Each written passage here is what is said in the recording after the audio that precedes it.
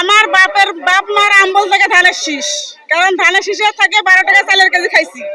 এখনকার সরকারেরা শুধু ধান্দাবাজি।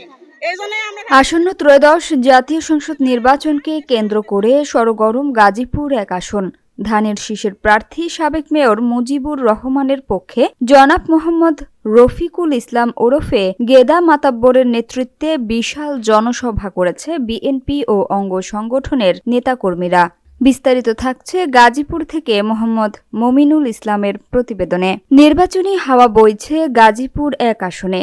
ধানের শীষের জোয়ার তুলতে কাশিমপুর এলাকায় রফিকুল ইসলাম গেদা মাতাব্বর সহ তৃণমূল নেতাকর্মীদের এই তৎপরতা।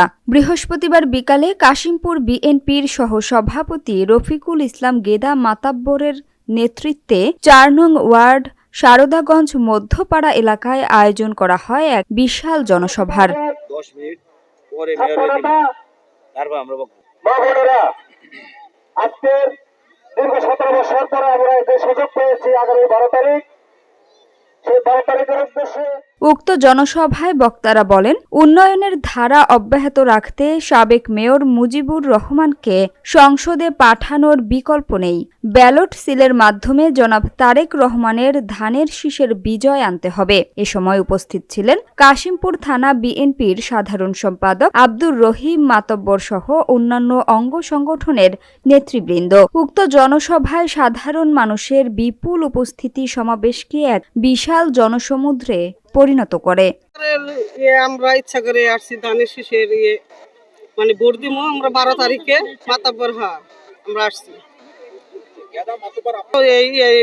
এই ভোটের। হ্যাঁ, আমরা মিটিং এ ইচ্ছা করে আসছি। আমরা ধানের শীষে ভোট দিতে চাই।